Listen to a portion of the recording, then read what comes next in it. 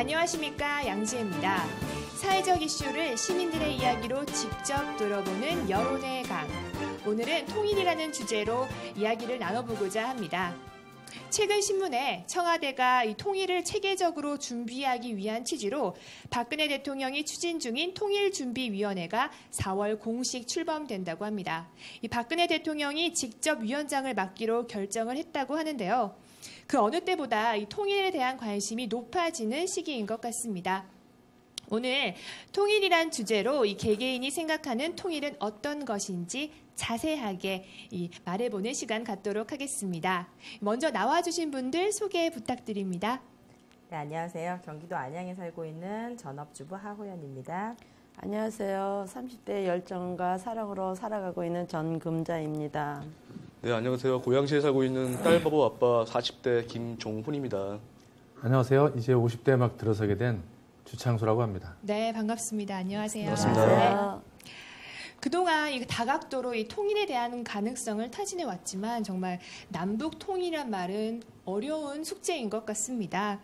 최근에 이 김정은 체제가 이제 2년이 지나가면서 굉장히 그에 대한 만행이나 언행이나 이런 가십들이 많이 전해져 들려오는데요. 이런 김정은과 이 김정은 체제, 북한에 대한 정권 체제에 대해서 어떻게 생각하시는지 말씀 여쭤봐도 될까요? 모든 독재 국가가 마찬가지겠지만 이제 본인이 정권을 잡은 초창기에는 토사구팽을 많이 시키는 것 같아요. 네. 그래서 이번에도 그런 차원이 아닌가 생각됐는데 저는 저희 할아버님께서 6.25 때 죽창에 찔려서 돌아가셨습니다. 그래서 북한에 대한 선입견이나 그런 공포감이 어렸을 때부터 있었는데요. 네. 뭐 그렇진 않겠지만 만약에 통일이 돼서 그 사람들이 그렇게 잔인하게 저희 쪽에 보복을 한다거나 아니면 저희랑 생각이 틀리면 어떻게 될까 사실 걱정은 좀 많이 됩니다. 네, 이 북한에 대한 북한이 살고 있는 시민들은 어떨지 모르겠지만 이 북한이 보여주는 모습은 굉장히 무섭고 두려운 존재인 것은 확실한 것 같습니다. 근데 또 다음 분, 그것도 저희도 북한이 세뇌 교육을 받듯이 저희도 어렸을 때 그런 교육을 좀 받았던 것 같아요. 초등학생 때나 중학생 때 저희도 그런 교육을 받아서 북한 사람들을 그러면 다 폭력적이고 무섭고 근데 지금 이만각이라는 이런 프로 같은 거에 나오는 그 여자분들 보면 참 밝고 굉장히 미인들도 많이 나오고 또 뭐 사고도 굉장히 저희보다 뭐 닫혀있지 않다고 저는 절대 생각해서 어떤 면에서는 또 저희가 또 잘못 알았던 것들도 참 많은 것 같다는 생각을 하게 됐습니다. 네, 최근에 이제 TV나 매체를 통해서 북한에 대한 정보를 많이 알 수 있는데요. 그만큼 저희가 모르는 부분도 많은 것 같습니다. 네.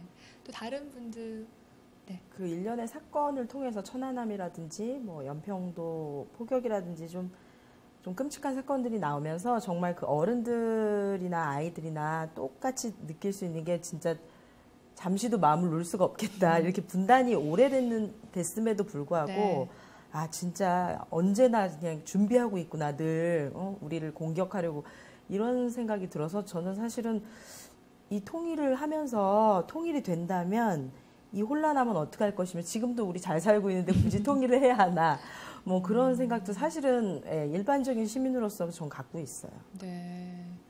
또 다른 의견 있으신가요?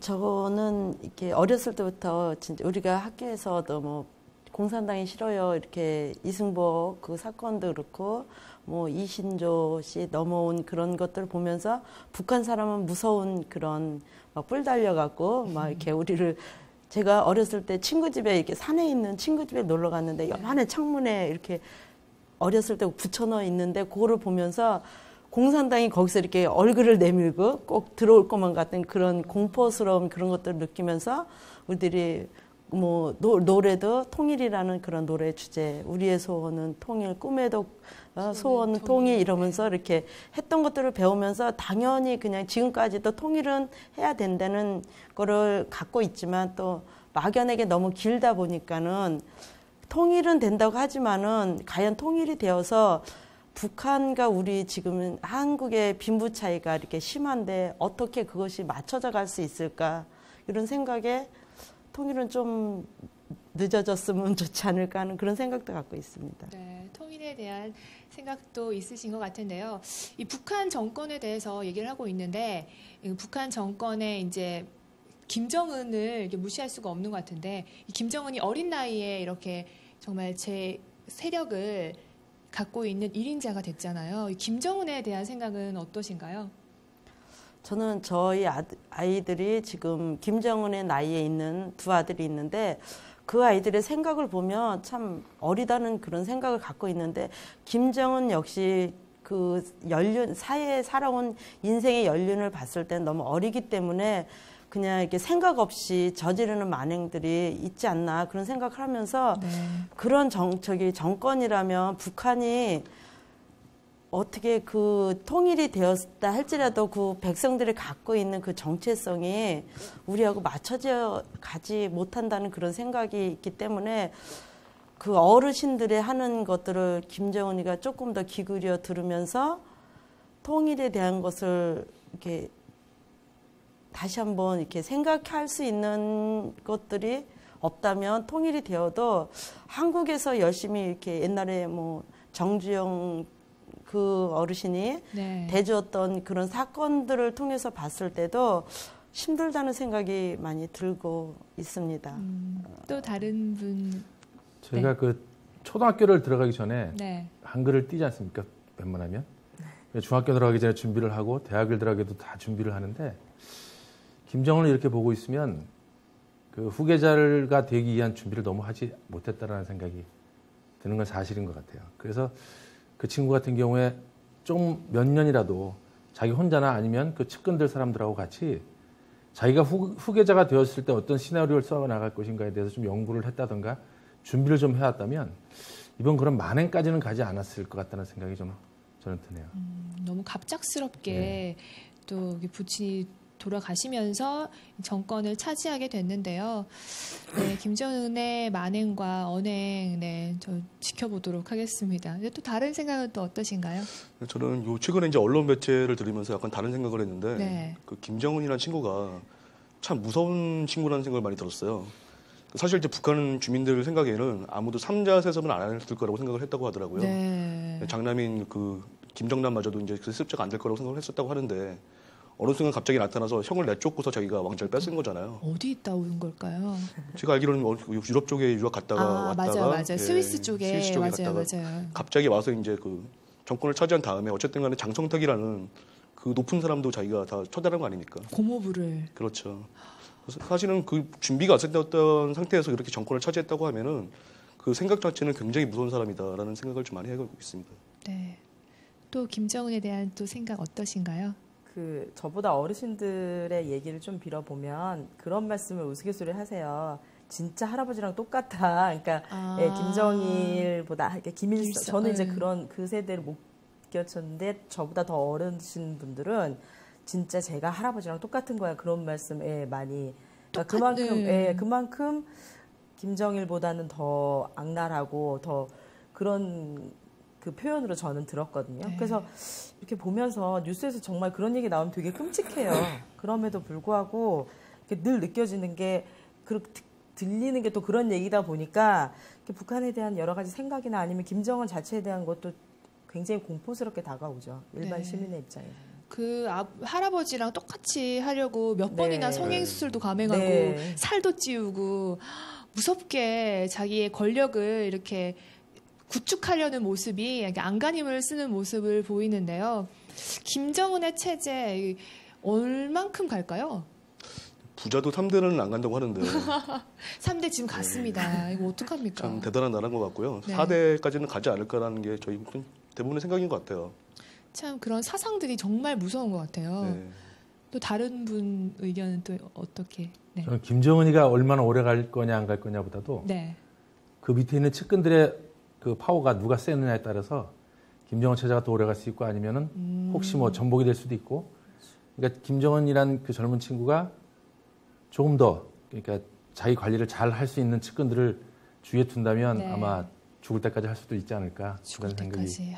글쎄 가난한 그 서민의 백성들이 계속 김정은이가 체제 속에서 그 악랄함이 보여지면 지도 피할 구멍이 있으면 네, 물지 않는다는데 네. 계속 그러다 보면 백성들이 굶주림 속에서 구테타가 일어나지 않을까. 그래서 통일이 빨리 되지 않을까 이런 생각도 해보고 있습니다. 네, 요즘 또 들어보니까 이 북한 이 정권에 대한 이 반감을 가진 시민들이 굉장히 이제 많다고 합니다. 이제 매체도 많이 보급화되고 정보들이 많이 들어오면서 그 사람들도 많이 느끼는 것 같다고 생각이 듭니다.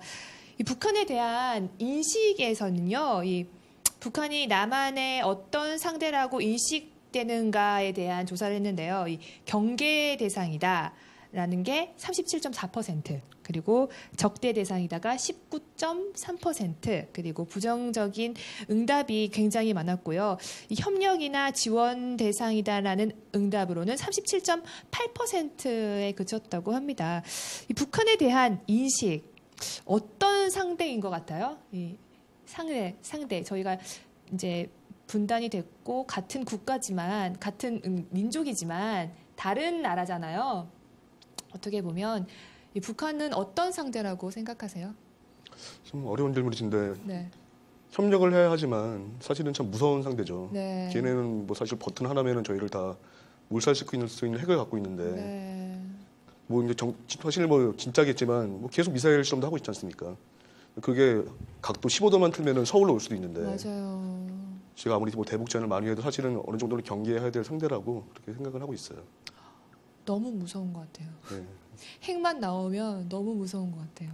또 다른 분 그 여론조사 네. 이런 데도 보면 도와줘야 된다는 사람도 있고 또 뭐 어떻게 예를 들어서 뭐 경계를 해야 되고 네. 뭐 무찌르자 뭐 이런 사람도 있을 텐데 저는 본인이 어떤 삶을 살아가느냐에 따라서 그 관점은 달라진다고 생각을 해요. 예를 들어서 내가 이산 가족의 식구다 그러면 분명히 원조와 통일이 되기를 바랄 거고 그 사람들을 어떻게든지 도와야 된다고 도와주고, 생각해야 될 건데 제가 만약에 미국하고 친한 어떤 핵무기 관련 연구소 소장쯤 된다고 친다면 네. 저 나라는 빨리 어떻게 무력으로라도 진압을 해서 저 나라의 핵을 보유하지 못하게 그렇게 만들어야 된다는 그런 생각을 갖고 있다고 생각합니다. 그래서 저 같은 경우는 감성적으로는 통일이 됐으면 좋겠는데 이성적으로 생각해보면 아직 좀 멀었다고 생각하는 사람이거든요. 그러니까 그게 입장에 따라서 많은 좀 차이가 있다고 생각이 드네요. 저는 제가 이제 미국에서 좀 살다 왔는데 거기서 이제 전쟁을 치르신 어르신들이 이렇게 보실 때는 북한에서 이제 그 연평도 사건 같은 것이 터진다거나 핵 문제가 조금 문제가 일어난다 이러면 굉장히 크게 이렇게 곤방 나라가 이렇게 큰일이 날 것처럼 그분들은 이렇게 눈물을 흘리면서 우리나라에 지금 있는 백성들이 너무나 안일하게 저거는 다른 나라의 이야기처럼 이야기한다고 굉장히 많이 붕괴를 하면서 저는 또 교회를 다니는데 크리스찬들이 그것 때문에 기도를 참 많이 해요. 그래서 나라 잃은 서름과 또 고향을 잃어버린 그 서러움 때문에 굉장히 많이 이렇게 기도를 이렇게 부탁하는 것을 보면서 많이 우는 것들을 봤어요. 그런 걸 봤을 때는 통일이 빨리 돼야 되겠다 이러는데 김정은의 지금 이런 체계를 봐서는 지금 통일이 된다면 지금 우리 남한하고 잘 어울릴 수 있을까 하는 그런 두려움도 많이 있습니다. 네. 두려움이 많이 큰 것 같습니다. 또 다른 분 의견. 네. 그 분단이 너무 오래되다 보니까 네. 서로 어울릴 수 없는 그 괴리 같은 것들이 사실은 굉장히 저는 두렵고요. 사실은 저 무서운 곳에 가서 어떻게, 그러니까 이쪽에 살다가 통일이 됐다고 해서 그쪽 가서 살고 싶다는 생각 전혀 할 수 없을 만큼 사실은 조금 뭐 반드시 통일해야 하나? 뭐 그런 생각을 갖고 있는 일인이고요.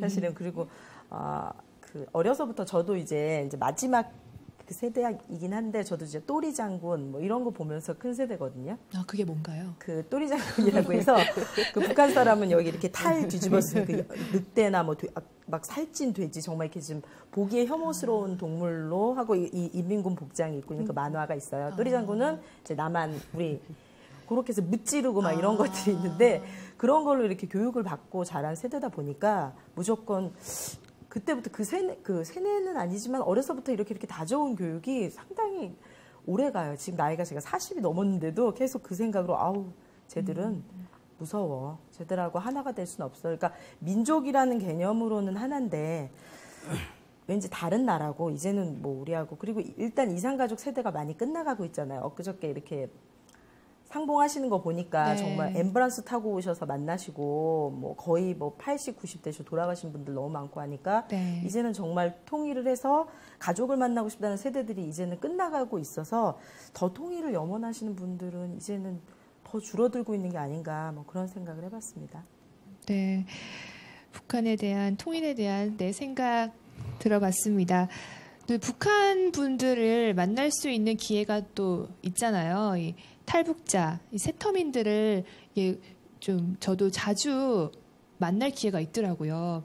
아르바이트를 하는 친구를 통해서 거기서 일하는 세터민도 보았고 학교에 다니는 대학교 때 세터민을 위한 동아리도 있고 세터민이나 북한에서 온 탈북자 분들을 만날 기회도 종종 있는데요. 이 북한 분들 만나보셨나요? 저는 아까도 말씀드렸듯이 저희가 피난민 집안이에요. 네. 그래서 어렸을 때는 그 평양도 항명도 사투리가 집에서 울려 퍼졌었습니다. 아, 조금 들려주실 수 있어요? 글쎄 뭐 저는 이제 다 까먹어서 잘 발음은 안 되지만 뭐 에미나이 뭐 이런 말이 뭐 아, 에미나이. 상시적으로 들려왔었는데 근데 그 지금은 저희가 이제 아버님께서 나이가 이제 70세가 넘으셨고 이제 어머니도 많이 늙으셨는데 막 그쪽에 어르신들 다 돌아가셨겠죠 이제. 그러니까 저희는 이산 가족이면서도 이산 가족에 대한 그리움은 없는 것 같아요. 근데 그 어렸을 때는 계속 기억이 나고 지금은 이제 모르겠습니다. 이제 40대 중반인데 솔직히 말씀드렸더니 비하하는 건 아니고 그 세터민 분들이나 이제 그 넘어오신 분들은 식당이나 이제 그런 데가 많이 계시잖아요. 네. 솔직히 말씀드려서 연면 분들인지 아니면 한국 분들인지 이거는 구별이 잘 안 가더라고요. 그렇다고 여쭤볼 수도 없고 그렇게만 뵌 것 같습니다. 네. 또 다른 분들은 뭐 배신 적 있으신가요? 아까 그 말씀하실 때 이신조 씨라는데 아마 김신조 씨 얘기하시는 것 예, 같은데 예, 맞아요. 저는 그 제 여동생이 저랑 7살 차이 나는 여동생이 밑으로 7살 차이 나는 여동생이 있었는데 제가 중학교 때 구안포에 살았었어요. 근데 그때 김신조 씨가 거기에 이제 숨어 살았던 거죠. 나라에서 이렇게 집을 해줘서 김신조 씨 딸이 저희 집에 놀러 온 적이 있었어요. 그러니까 제 여동생하고 이렇게. 근데 그 딸아이는 너무 천진난만하고 어리니까 아무것도 모르고. 근데 김신조 씨를 제가 이렇게 우연찮게 한번 그 딸을 데리고 오느라고 제가 그때 한번 뵙고 엊그저께 TV를 토론을 보니까 김신조 씨가 나왔더라고요. 근데 지금은 김신조 씨 얼굴이 목사님 같이 변했어요. 그러니까 이게 체제에 따라서 굉장히 그 아버지는 북한 체제에서 살았던 사람이고 딸은 우리 대한민국에 살았다 보니까 부녀지간에도 너무 달라 보였었는데 이제 그들이 이렇게 살고 난 다음에 지금 보니까 김준호 씨 자체가 목사님처럼 보이더라는 얘기죠. 그러니까 저희가 통일에 대해서 너무 이렇게 두려워하거나 지금 당장은 좀 두려워하고 좀 맞지 않다고 생각을 할지 몰라도 그 감성적으로 우리가 그래도 사람의 감성을 가진 동물인데 좀 사회화되고 우리 이렇게 같이 휩쓸리다 보면 그들도 아마 우리처럼 우리가 그들처럼 변하는 것보다 그들이 아마 우리처럼 변한다는 저는 긍정적인 생각을 좀 많이 갖고 있습니다. 네. 또 다른 생각 가지신 분 있으신가요?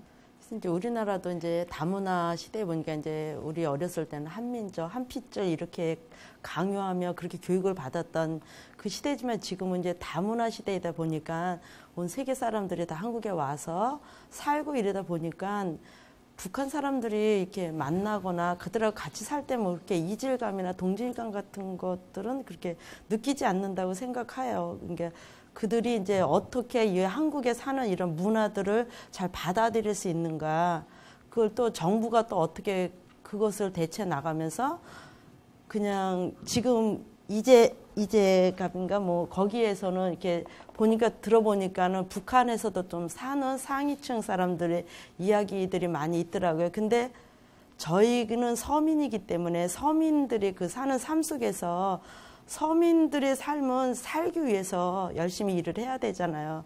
그러다 보면은 그래도 잘 이렇게 빨리 적응돼 가지 않을까 그런 생각을 해요. 제가 외국에서 한 20년 살았는데 제가 세 나라를 걸쳐서 살아봤는데 한 6개월 정도는 굉장히 힘이 들더라고요. 적응해야 되니까. 근데 한 6개월 정도 지나니까 거기에 이제 많이 조금씩 이제 흡수되다 보니까 사라지더라고요. 그것처럼 북한도 통일이 되면 맨 처음에 혼란스럽고 두렵고 또 저 사람이 어떻게 생각하고 있나는 이제 뭐 치안 관계라든지 이런 게 있겠지만 살면서 그들도 같이 이렇게 동요되면서 잘 사라지지 않을까 하는 생각을 갖고 있습니다. 네. 네, 여러분의 의견 잘 들어봤습니다. 네, 북한 사람들이 또 한국에 와서 좀 다 이게 못 살잖아요. 이렇게 어렵게 사는데, 그리고 또 꽃제비라는 그런 사회적인 문제도 있고, 북한이 또 극빈국이잖아요. 그래서 북한에 대한 식량 지원에 대한 그런 문제도 있는데요. 북한에 대한 식량 지원, 뭐 어떻게 생각하세요? 해야죠. 해야 되는데 이렇게 매체나 이런 걸 보면 그게 제대로만 간다면 꼭 해야 되는 문제인데 그걸로 인해서 그 중간에 있는 간부들이나 이런 공산당원들이 그걸 거의 가로채 간다고 하더라고요. 그 개성공단 그 근로자들의 그 임금이 2불이랍니다. 2불. 그 주는 돈이 굉장히 많은데 그들한테 직접 가는 돈이 2불이라고 그저께 제가 아마 인터넷에 하루에 2불이요? 아니요. 월 2불 정도의 가치밖에 못 가져간다고 하더라고요.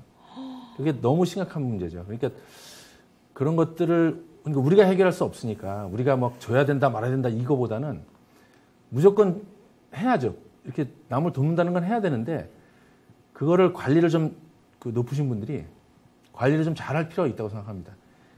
저희들이 지하철 타고 가다 보면 왜 이렇게 맹인해가지고 찬송가 부르고 아니면 뭐 다른 거 부르고 이렇게 돈 걷어가시는 분들 있잖아요. 네. 그분들도 사실 조직화가 되어 있다고 하는데 근데 그분들한테 그런 돈을 주면 그분들이 가서 그걸 술을 드신다는 거예요. 그러니까 아픈데 치료하거나 이렇게 밥을 사 먹어야 되는데 그래서 옛날에 한번 그런 거 토론을 해본 적이 있는데 과연 그럼 우리가 그걸 돕지 말아야 되느냐. 우리가 돕는 돈으로 그들이 더 술을 먹고 알코올 중독자가 되는데 그런데 거기서도 거기 결론보다도 하여튼 저도 그렇게 생각을 하는데 우리가 할 수 있는 거는 돕는 것까지라는 거죠. 그러니까 그 이후의 것들은 나머지 분들, 그러니까 우리보다 더 힘이 있고 그런 원조를 어떻게 좀 잘 할 수 있는 그런 분들의 몫이라고 생각을 하니까 저희들은 만약에 성금 같은 거 뭐 큰 돈이 아니라면 뭐 한 달에 월 10,000원 정도 이렇게 아니면 뭐 전화 한 통 ARS 하는 거 뭐 1,000원 이런 거 저는 그렇게 생각을 합니다. 해야지 되는데 그냥 기도할 뿐이죠. 이렇게 그것들이 좀 잘 쓰여지기를. 우리가 쌀을 주면 그 쌀이 정말 그 어린아이들한테 잘 갈 수 있게. 그런 생각 많이 해봤습니다. 그래서.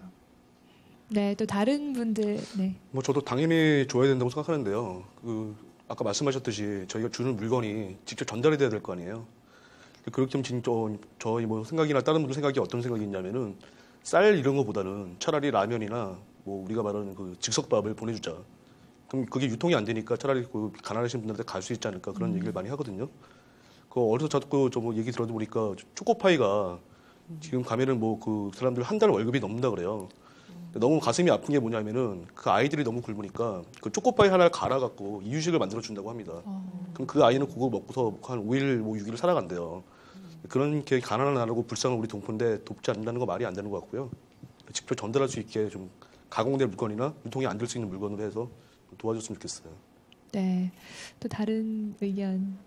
저는 들었는데 우리가 이렇게 1센트 그냥 길에 버려지는 그런 돈들을 이렇게 모으라 그러더라고요. 그래서 저희가 진짜 맞아요. 이렇게 통을 주더라고요. 그래서 그 통에서 1센트는 이제 안 쓰니까 1센트를 막았고 그거를 북한에 이렇게 공장이 하나 있다고 그러더라고요. 어느 목사님이. 그래서 거기서 빵을 만들어 갖고 북한 사람들한테 이렇게 준다고. 그래서 그 코로가 아닌 1센트를 집에서 버리는 돈 버리지 말고 다 모으라 그래서 그거를 막았고 전달해주고 이런 것도 있었거든요. 그것처럼 직접 그 주민들에게 갈 수 있는 거 그런 것들이 많이 시행되고 있다고 그러는데 더 많이 돼서 우리가 여기 지금 돈의 가치가 너무 약하잖아요. 뭐 네. 10,000원 하면 조그만 애들도 돈같이 여기지 않는 거 그들에게는 지금 아까 말씀했던 2달러가 뭐 월급이라고 하는데 그 10,000원, 20,000원밖에 안 되는 거 우리가 조금씩이라도 그들에게 서민들에게 갈 수만 있다면 열심히 도와줘야 되는 것이 우리들이 해야 될 일이 아닌가 저는 그렇게 생각합니다. 네, 말씀 감사합니다.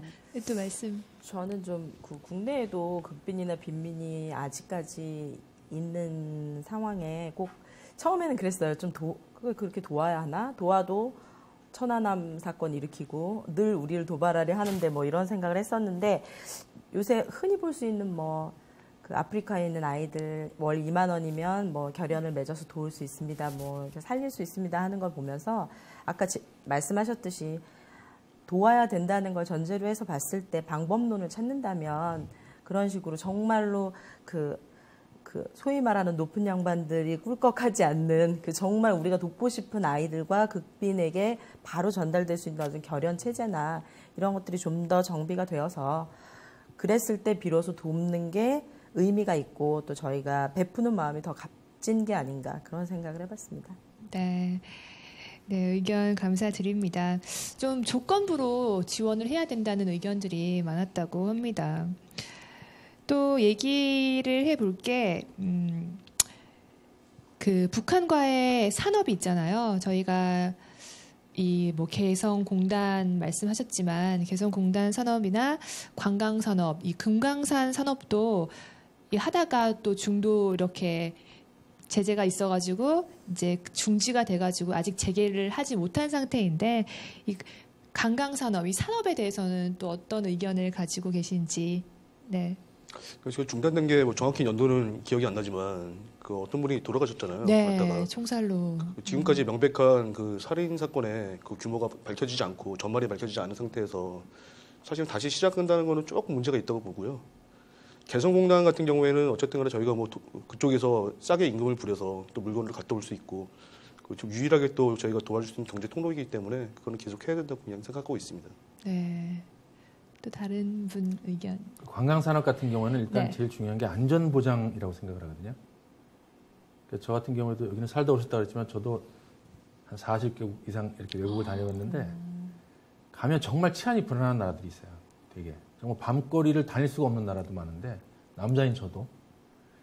그러니까 그 나라의 멋진 밤거리를 구경하고 싶어서 나가는데 이렇게 뭐 야경이라든가 이렇게 뭐 또 밤에 우리나라는 웬만한 동네마다 다 이렇게 화려하잖아요. 네. 그래서 밤에 배고프거나 이러면 또 나가서 뭐 사 먹을 수도 있는 문제고. 그런데 그게 치안 문제로 인해서 그것들을 볼 수 없다는 그 자체가 참 위험한 거죠. 근데 지금 북한 자체가 그런 것 같아요. 관광산업을 개발시키면 양쪽에 그 수요와 필요를 다 충족시킬 수 있는데 지금은 안전이 보장이 안 된 상태이기 때문에 지금은 저는 조금 아직 무리라고 좀 생각을 합니다. 그래서 좀 그들이 좀 안전을 어떻게 보장을 해 주어야 하는데 그것도 당분간 뭐 1년 보장하다가 또 갑자기 뻥 터지고 이러면 차라리 그들을 뭐라 그러기보다도 우리가 조심을 해서 아직은 조금 이른 것이 아닌가라는 생각을 하고 좀 더 다른 보완을 한 후에 그리고 그 관광산업을 좀 개발시키는 것이 어떤 경제적인 면에서 좀 더 손실을 보지 않을까 그런 생각을 좀 합니다.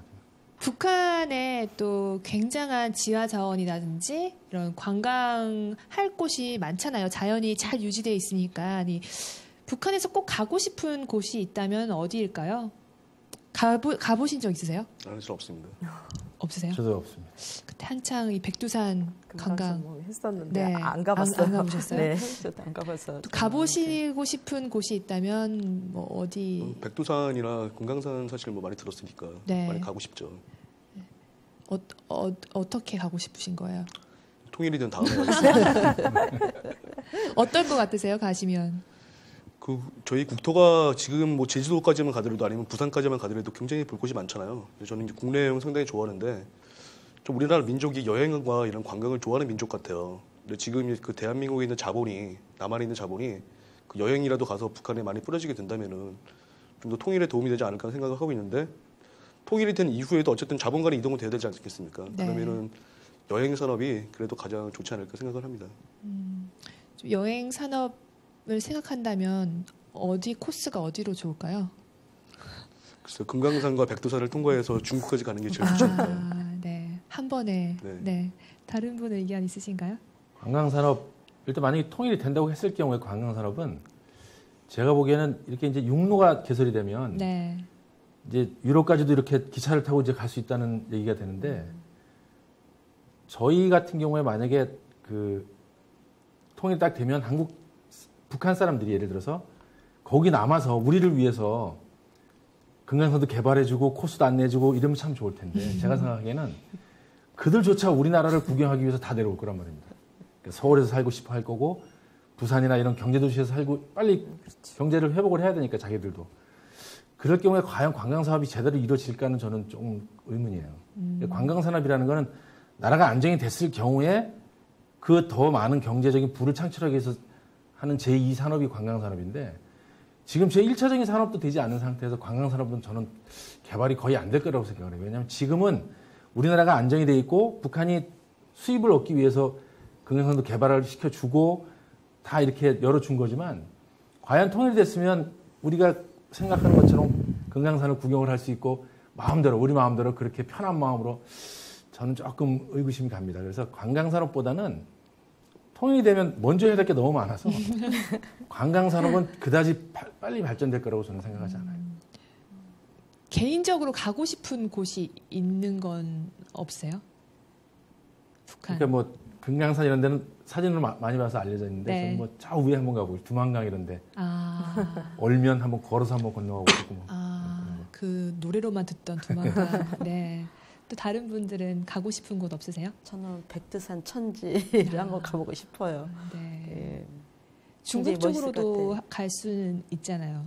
예, 근데 아직은 그쪽에는 안 가봤기 때문에 그냥 위성 사진이나 뭐 사진 같은 걸 보면서 자연이 훼손되지 않아 갖고 이렇게 아름다운 모습들이 지금 한국은 자연 그대로보다는 많이 훼손시켜 놓은 부분으로 그냥 이렇게 만들어진 그런 관광 산업이라면 북한은 있는 그 모습 그대로 이렇게 잘 보존돼서 우스갯소리지만 한국 사람들 투자하는 거 좋아하잖아요. 그러니까는 만약에 아까 말씀하셨듯이 북한 사람들이 다 한국으로 내려온다면 그럼 한국에서 좀 잘 사는 사람들이 북한에 가서 좀 다시 투자해갖고 관광지를 좀 만들어 가면서 이렇게 유인민하는 그런 모습이 보이면은 좋지 않을까 그런 생각을 해봅니다. 저는 개인적으로 백두산을 안 가고 싶은 이유가 지금은 우리나라 땅인데 치사하게 중국을 거쳐서 가야 되잖아요. 그죠. 저는 그게 좀 자존심이 상해서 네. 통일이 되면 가려고. 그러니까 글쎄 통일이 된다면 이렇게 38선을 지나서 이제 걸어서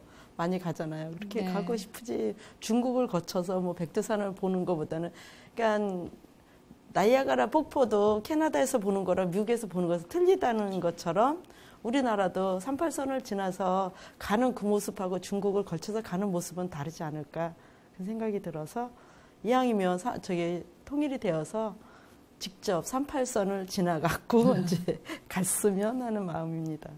또 네. 저는 그 아까 말씀하셨던 의견하고 조금 틀린데요.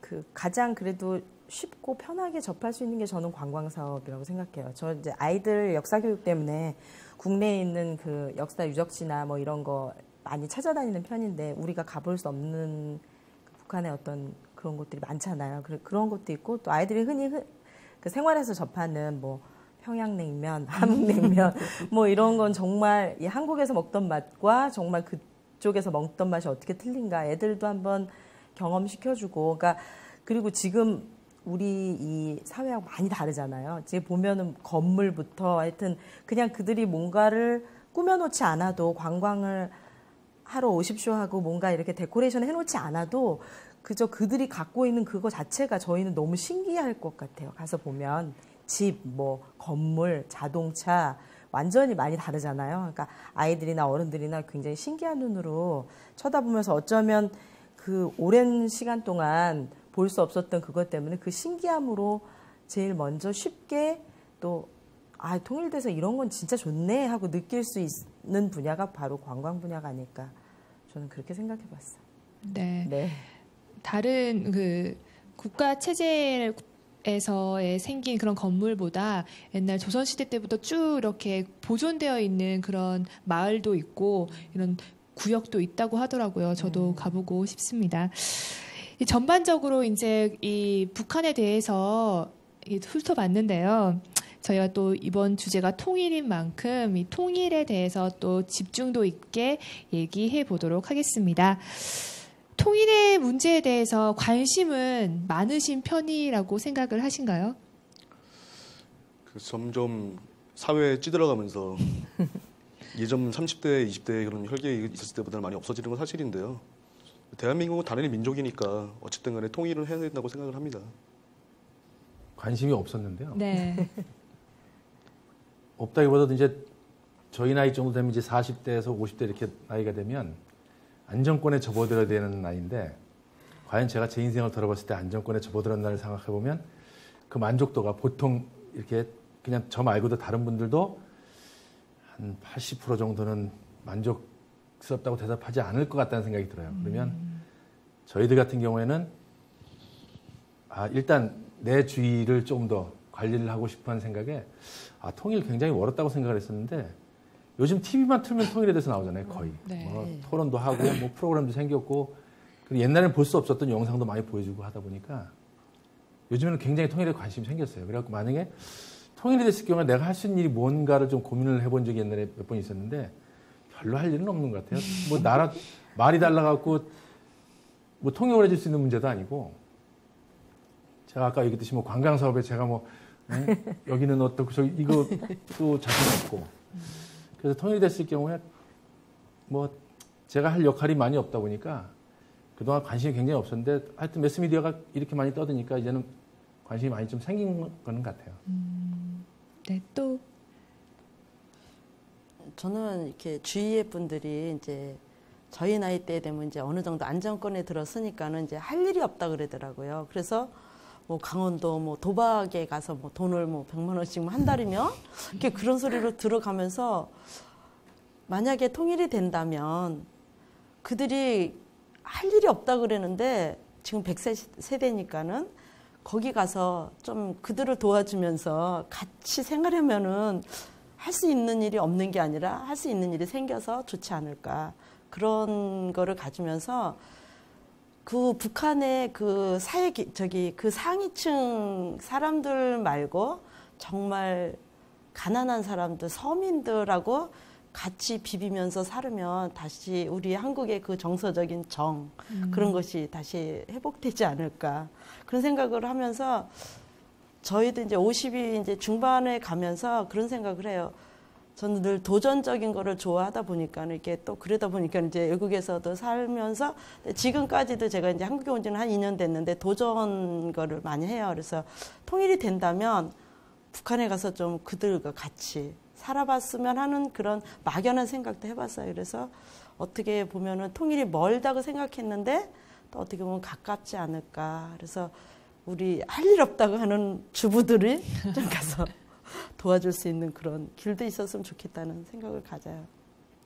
또 다른 뭐 어려서 늘 우리의 소원은 통일로 교육받고 자라서 네. 통일해야 된다, 통일 반드시 해야 된다, 뭐 이런 기본은 늘 깔려 있는 건데 그 인터넷으로 좀 이렇게 이 소식 저 소식 접하다 보면 통일이 되면 국력은 막강해질 거라는 그런 여론들이 굉장히 많더라고요. 그러니까 뭐 전부 다 알고 있지만 늘 핵 준비하면서 얼마나 그쪽으로 투자를 하면서 우리가 가지지 못했던 그런 것도 우리가 또 미처 힘을 쏟아붓지 못했던 그런 분야를 또 북한은 또 막강한 힘을 가지고 있을 것이고 또 우리는 그들이 가지고 있지 못한 그런 분야를 또 많이 힘을 갖고 있고 두 힘이 합친다면 국력은 굉장히 세지겠구나 뭐 그런 거로 생각하면 필요하겠구나라고 생각은 하는데 막상 이렇게 진짜 너무 해야 돼 이런 걸 피부로 느낄 만한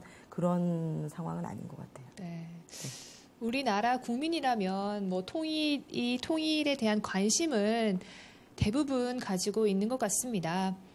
통일은 또 왜 필요하다고 생각하시는지 또 얘기 나눠볼까요? 필요하죠. 네. 필요한 이유 또 안 필요한 이유 다 있겠지만 필요하다는 거 저는 그렇게 생각합니다. 필요한 거의 가장 큰 목적은 일단 국력이 좀 세질 것 같아요. 지금 우리나라가 이 현실로 가면 30년 뒤면은 나라가 그냥 아무리 우리가 경제 발전을 이루어도 자녀들이 없기 때문에 인구수가 줄면 국력은 떨어지는 거거든요. 어차피 전 세계를 봐도 그래도 인구수가 많은 나라가 강하게 돼 있는 건데 지금 우리나라 보면 자녀가 둘이 결혼해서 아들, 딸 둘을 낳아야 유지가 되는데 1.3이라고 그러는 것 같더라고요. 그러니까 둘이 결혼해서 둘 죽고 나면 1.3이 되니까 30년 뒤에는 우리나라 자체가 존폐 위기에 설 수 있다고 얘기를 하더라고요. 근데 만약에 통일이 되면 아마 인구는 폭발적으로 늘어날 수도 있다고 생각이 들고 그런 면에서는 뭐 상당히 긍정적인 그다음 또 뭐 지하자원이 얼마나 묻혀있지 모르겠지만 항상 통일 얘기하면 나오는 게 지하자원 뭐 석탄 뭐 광물 뭐 이런 거 얘기하는데 우리가 듣도 보도 못한 거지만 하여튼 얼마나 묻혀있는지도 모르겠지만 또 그다음 영토가 넓어지니까 뭐 부동산 가격 뭐 이런 것 좀 어떻게 그래서 긍정적인 면은 그거인 것 같고요. 부정적인 면도 뭐 상당히 많을 것 같네요. 네. 또 어떤 의견 가지고 계신가요? 왜 필요하시다고 생각하시나요? 지금 전 세계에서 대한민국이 통일되길 바라는 나라는 아무도 없다고 들었어요. 근데 그럴 이유가 있지 않겠습니까? 저희가 아무래도 통일된 대한민국이 두려워서 그러지 않겠어요? 저희가 통일만 된다고 하면은 지금 뭐 과연 아베가 그런 망언을 할지 만약에 된다고 하면은 아베님. 정말 그 뭐 다른 나라 욕하면 안 되겠지만 그런 다른 소국이 약간 괘씸해서라도 저희의 통일을 방해하는 그런 세력들이 싫어서라도 통일을 해야 된다고 봅니다. 또 다른 그쪽 그 전에 소치올림픽 김연아 선수 패배를 보면서 은메달에 그쳤지만 그 판정을 보면서 저는 김연아가 진 게 아니라 한국이 졌다라고 생각을 했어요. 그러니까 만약에 우리가 국력 약한 한국이 아니고 정말 러시아가 두려워할 만한 힘을 가진 나라였다면 과연 김연아가 그렇게 훌륭하게 경기를 해내고 은메달에 그쳤을까 그런 생각을 했어서 그때 정말 통일을 생각했던 것 같아요. 북한이 저렇게 이렇게 합쳐지면 우리 진짜 러시아 별거 아닌 거 아니야? 뭐 이런 식으로. 그래서 지난번 올림픽 때 정말 그 생각을 했었네요. 지금 생각해 보니까 통일했으면 좋겠다. 우리 정말 세지게 뭐 그런 생각했던 것 같아요. 네. 또 다른 저는 늘 이렇게 통일하면 그냥 막연하게만 생각했는데 우리가 그냥 방송에서 떠드는 통일은 어떻게 해야 된다는 이런 것들을 내세우기 이전에 국회에서의 모습이 좀 단합된 모습을 보여줬으면 그러면 국민들이 더 신뢰하면서 같이 동조되지 않을까 그런 마음에 늘 국회에서 보는 모습은 늘 싸우는 모습 이런 것 때문에 안타까워요. 그래서 통일이 되기 위해서는 방송에서 계속 떠드는 것보다는 내실을 좀 강하게 키울 수 있는 그런 그러니까 제가 들기에는 일본 같은 경우에 동해를 차지하기까지는 이제 그들이 자기네 땅이라고 이렇게 얘기하잖아요. 근데 제가 일본에 살 때 들었던 거는 일본 사람들은 거기 동해에 대해서 오래 전부터 연구하고 그거를 계속 자기네가 할 수 있게끔 서류를 완전히 완벽하게 해놓은 상태에서 한국한테 통보를 했을 때 한국은 그때서 준비한다는 이런 이렇게 안타까운 소식을 들었거든요. 그것처럼 우리 한국이 자꾸 방송에서만 통일이 돼야 된다는 이런 것보다는 좀 내실을 강화해갖고 조용히 그냥 준비하면서 어느 날 이렇게 좀 빵 터트리는 그런 것들이 많이 나왔으면 하는 바람이에요. 그래서 통일이 된다면 일본의 아까 말했듯이 아베가 그렇게 함부로 손을 못 댈 것이고 김연아의 그 금메달을 빼앗기는 그런 서름도 없지 않을까. 그러면서 통일은 그렇게 조용히 내실을 좀 강하게 키워가는 그런 모습이 위에서부터 보여줬으면 좋겠다는 생각에 더 아베는 통일 돼도 헛소리 할 것 같아요. 헛소리 참 잘하시죠. 네. 통일하고 아베하고는 제가 보기에는 그렇죠. 그럴 수도 있죠. 네. 좀 이 민족, 이 문화 차원에서의 이런 동질성과 당위성이 있는 것 같아요. 아무리 강대국이 된다고 하시고 곧 강대국이 될 거지만 이 민족적인 차원에서의 그런 당위성에 대해서 한번 생각해 봤습니다. 이 통일에 대한 인식을 보시면요. 이 20대들이 한 60%가 넘게 관심이 없다. 자기는 통일에 대해서 모른다라고 말을 하는데 이 젊은 사람들을 보면서 느끼시는 부분들은 어떤 게 있을까요? 우리나라 저는 교육이 약간 잘못됐었다고 생각을 하는데요. 저도 이제 뭐 학부형이지만 얼마 전까지 국사랑 교과 과목이 뭐 대학교 시험 보려면은 서울대에서 한 군데에서만 뭐 제가 잘못한지 모르겠지만 입시 과목이었다는 얘기를 들었어요. 네, 맞아요. 최근에 바뀌었다고 얘기 들었는데 그러다 보니 당연히 아이들이 이제 국사에 대해서 관심이 없어지고 사실 저희가 어렸을 때 그 국사 배우다 보면 굉장히 어렵잖아요. 뭐 재밌는 이야기가 아니라 많이 외워야 되는데 근데 그게 없어지다 보니까 애들이 국사에 대한 건 당연히 모르고 집에 와서 영어 수학 공부해야 되는데 언제 국사를 보겠습니까? 아는 거는 뭐 M모사에서 방송하고 있는 뭐 그런 게 굉장히 뭐 저희 딸도 많이 보는데 역사 왜곡된 드라마도 사실 있잖아요. 그런 걸 보다 보니 약간 또 역사에 대한 인식도 틀려진 것 같고 저희 또 어렸을 때는 뭐 TV 틀면은 항상 북한하고 전투하는 영화 나왔고 좀 기억은 안 나지만 그것도 저 방학 때 되면은 뭐 학교에서 단체로 이제 뭐 방공 영화 보러 가고 그랬었는데 지금 자체는 그 북한에 대한 그 통일에 대한 관심도 없지만 북한 자체를 모르는 것 같아요. 그냥 애들이 북한이 같은 민족인지도 잘 모르겠고 그냥 다른 나라다 생각하는 것 같으니까요. 역사 교육에서 그런 것도 좀 바꿔줘야 되지 않을까 그런 생각을 좀 해봅니다. 아이들이 접할 수 있는 6.25나 이런 북한에 대한 얘기들이 거의 드라마, 시대극 뭐 그런 상황에서밖에 아이들이 접할 수가 없어요. 그러니까 저도 뭐 겪은 세대는 아니지만 그래도 늘 이렇게 교육을 받고 자라서 아 그래 그런 6.25는 이런 거지라는 그 막연한 생각인데 아이들은 그런 거조차도 없거든요. 말씀하셨듯이 국사교육에서 그런 것 국사보다 수학 영어가 더 중요한 세상이 되다 보니까 아이들한테는 이제는 그 같은 민족인가 뭐 이런 개념도 아이들은 이제 지금 아이들은 서 있지도 않고요. 20대 아이들이 관심이 없는 건 너무 당연하다고 생각해요. 네, 또 어떤 생각 드세요?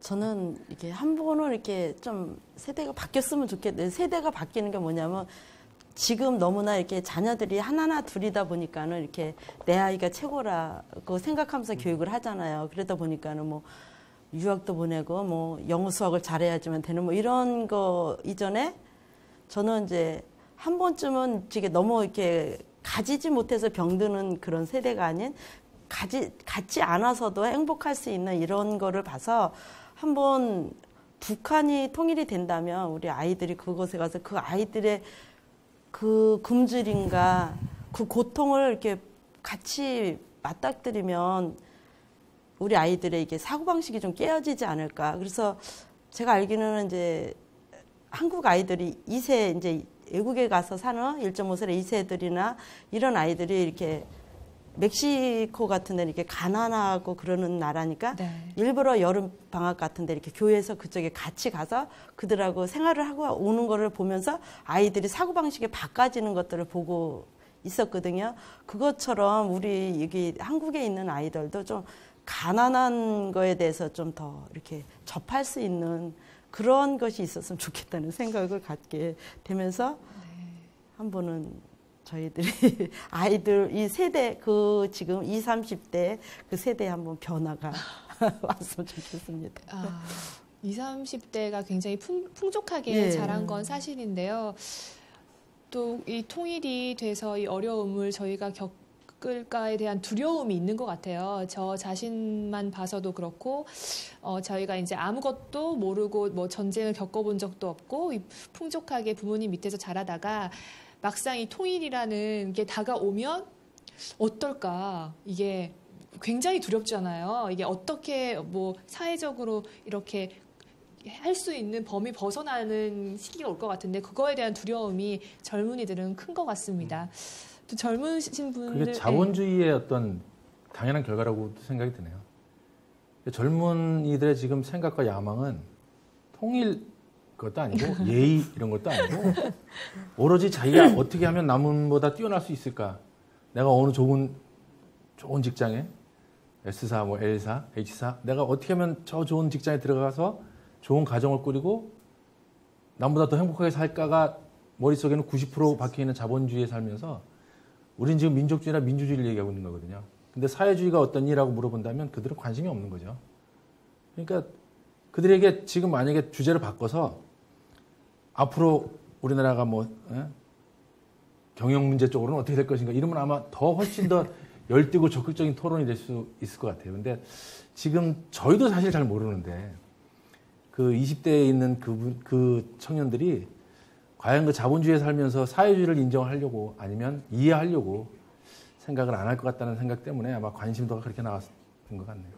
네, 저 자신 또한 뭐 좀 또 취업이나 그런 거 자기 스펙이나 쌓기에 정신이 없는 이런 포화 상태에 있기 때문에 이 통일에 대한 관심도는 많이 낮고 생각조차 안 하는 것 같습니다. 이 만약에 통일이 된다면 에 대해서 이제 말을 해볼 건데요. 통일에 대한 우려사항 어떤 게 있을까요? 제가 아까 감성은 통일됐으면 좋겠는데 네. 이성적으로는 통일이 아직은 멀었다고 생각했던 이유 중에 하나가 지금 통일이 되면 그 서독과 동독 한 20년 됐잖아요, 지금. 근데 그 사람들하고 자꾸 비교하는 사람들이 있더라고요, 이렇게 보면. 근데 우리나라와 북한 상황과 서독과 동독 상황은 너무 다른 것 같아요. 그 당시 서독이 경제력이 아마 한 3위쯤, 세계 3위쯤 됐을 거고, 동독은 공산주의 국가 1위였거든요. 그러니까 잘난 우성끼리의 합이었어요. 근데도 지금 서독이 그 경제력의 그거에 대한 빚을 아직도 허덕이고 있는데, 지금 우리나라는 경제 저희가 한 10위쯤 되나요, 지금? 10이 좀 예, 더 10위에 되는 왔다 걸로. 갔다 하는 것 같더라고요. 네.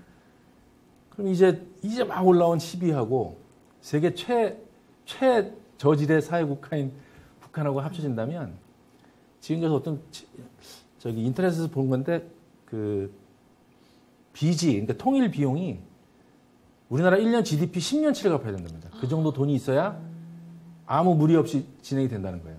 근데 과연 그렇게 되면 지금 우리가 벌고 있는 돈의 25%, 30% 이 정도는 내놓고 살아야 된다는 얘기거든요. 저희가 만약에 한 달에 300만 원을 벌면 그냥 기본 청년부터 시작해서 월 300만 원을 벌면 한 100만 원은 띄워줘야 된다는 소리예요. 통일 비용으로. 세금을 이제 분명히 더 가져가게 될 것이고 그렇게 되면 과연 한국에서 찬성할 수 있는 사람이 몇 명이나 될까? 정말 아주 힘든 문제거든요.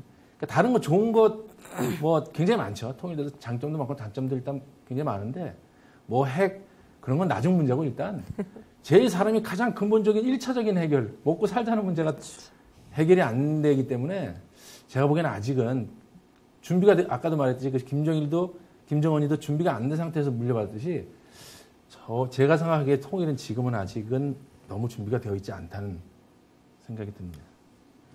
또 다른 우려사항. 거의 다 비슷한 생각을 하고 있는 것 같아요. 네. 기성세대는요. 그러니까 아무래도 저희 앞에 이거 닥치는 문제이기 때문에 아무리 통일이 좋아도 뭐 당장에 저희가 세금이 50% 100% 이상 올라간다 그러면 좋아할 사람이 누가 있겠습니까? 그래서 되도록이면 아까도 말씀하셨듯이 천천히 점진적으로 좀 했으면 좋을 것 같고요. 앞으로 뭐 향후 한 15년, 20년 후에 된다고 하면은 정치하시는 그 좋으신 분들께서 좀 차분차분히 좀 준비를 해주셨으면 좋겠어요.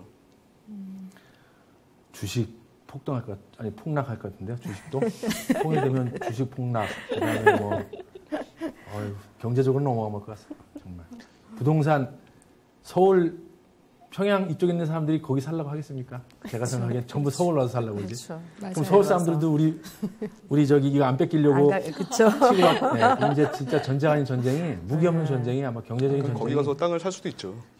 투자 목적으로. 지금도 뭐 통일이 되면 파주 땅이 제일 많이 오른다는 그런 우스갯소리더라고요. 그러니까 파주라는 거는 지금 그 민통선 그 얘기 저도 들었는데 서울하고 가깝잖아요. 거기 땅. 저기 한경도 가서 사실 분 있냐고 한국에서 없다니까요. 제가 보기에는 인구 밀도는 폭발됩니다. 만약에 그렇죠. 정하면 거기 있는 사람들 다 내려오려고 생각했고 네, 거기서 뭐 먹고 살 경제적인 게 없는데 맞아요. 일단 내려와야 먹고 사는데 그렇다고 우리나라 사람들이 여기 있던 사람들이 올라가서 먹고 살 생각을 전혀 안 할 거거든요. 그렇지. 그러면 이제 통일을 해봐야 어차피 우리나라에서 다 먹고 살자는 소리가 될 수도 있다는 얘기거든요. 꼭 그렇다는 건 아니지만 네. 그런 우려사항이. 그렇게 될 것 같은 생각이 저는 좀 많이 드네요.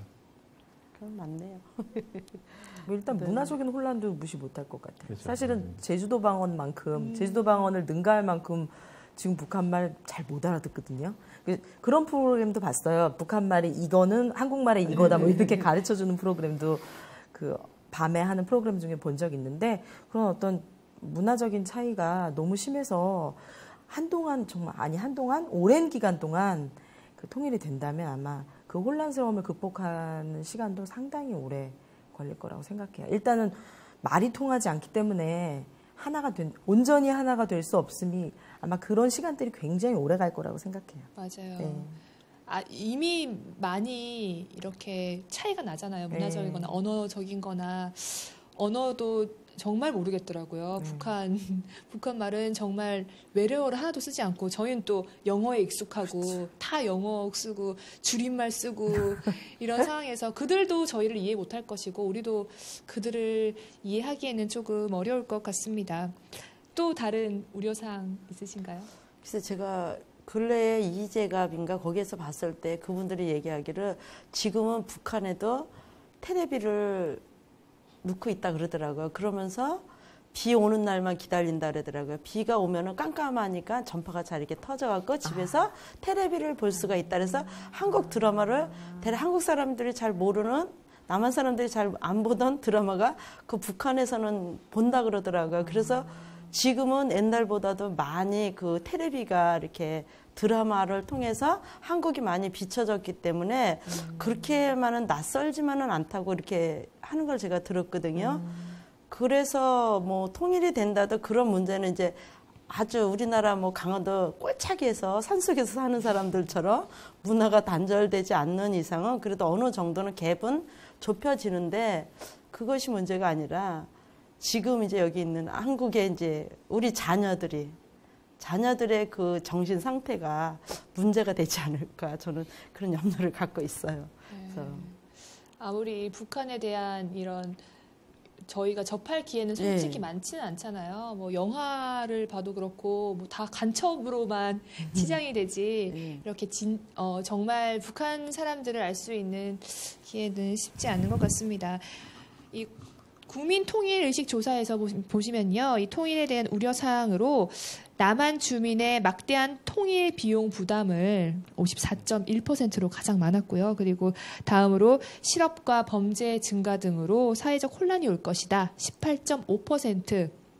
그리고 정치 군사적 혼란으로 15.3%로 높았고요. 그리고 북한 주민의 대량 남한 이주, 네, 다 서울에 한강 끼고 하려고 하는 것 같습니다. 그리고 국제 관계의 혼선 등을 이게 순위로 꼽아주셨더라고요. 통일에 대한 우려 사항이 참 많은데요. 그럼에도 불구하고 장점, 통일에 대한 장점 뭐가 있을까요? 전 아까 잠깐 얘기했듯이. 네. 국력이 세지려면 인구가 늘어나야 되잖아요. 그쵸. 빨리빨리 이렇게 합쳐지면 인구도 일단 증가가 되고, 그다음 많은 그 지금 비어 있는 그 자원, 그 땅 같은 것들을 많이 활용이 될 거고, 그다음 뭐 자원, 그들의 자원을 우리가 좀 잘 캐치를 해서 뭐 자꾸 팔지 말고 저기 중국한테 다 팔아넘기지 말고 다 팔아넘길 것 같아요. 계획을 세워서 우리가 쓸 수 있는 쪽으로 가면. 그런 장점들이 좀 있을 것 같고, 그리고 또 값싼 노동력.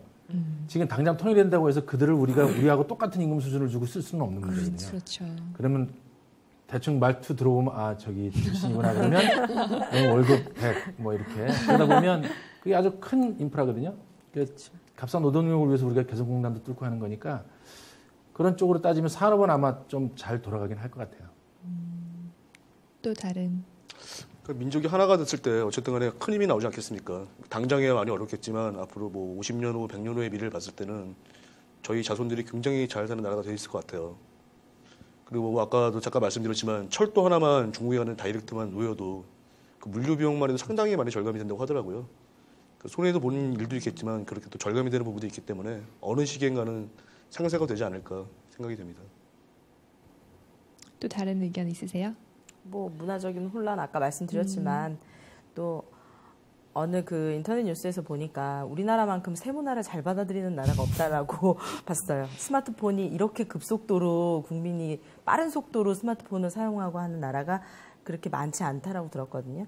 어떻게 보면 저들의 무궁한 자원과 또 뭐 이렇게 훼손되지 않은 그런 것들을 우리나라가 가진 장점만으로 잘 포장해서 정말로 센 국력을 위해서 다 이용한다면 그런 우리나라가 좀 더 세지기 위해서 국력이 강화되기 위해서 그런 걸 장점으로 본다면 통일의 장점으로 볼 수 있을 것 같아요. 또 다른 장점 있을까요?